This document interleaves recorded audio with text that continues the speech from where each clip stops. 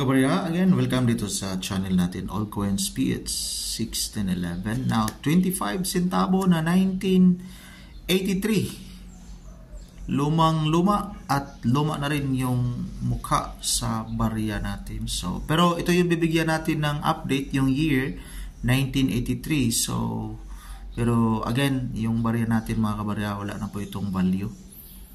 Talagang for souvenir na lang itong klaseng barya na hawak natin. So, wala na pong bibili sa ganitong klaseng barya.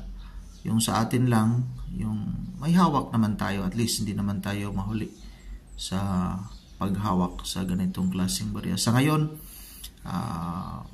parang wala lang ito, pero iwan ko lang.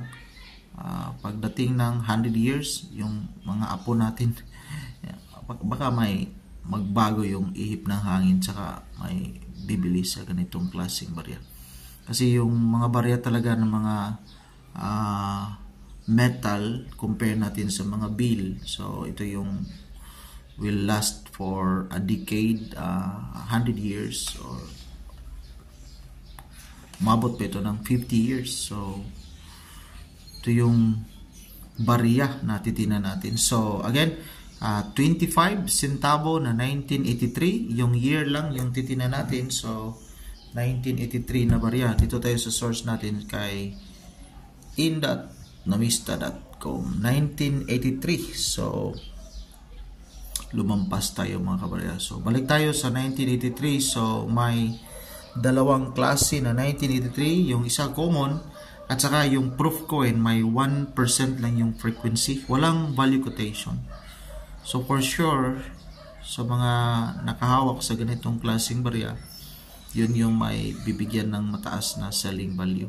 Pero sa barya na hawak natin, ito yung 37% na frequency, 92. Halos umabot ng 100 million. So sa dami naman ito. Pero sa ngayon, wala na ba itong value. Ito yung Flora and Fauna series mga kabarya. May nakita tayo na isa na source.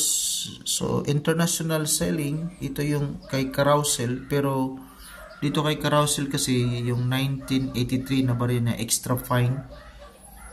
So, ito yung 2 Singaporean dollar.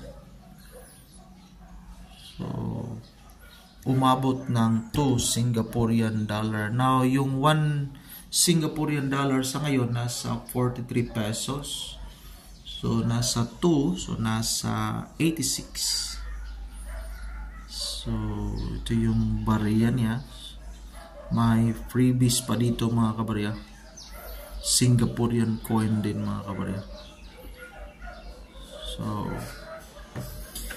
yun lang po. At least may update tayo sa ganitong klaseng barya. Pero yung hawak natin, ako na magsasabi na wala talaga na itong value sa ngayon. Maraming salamat. God bless and enjoy your day.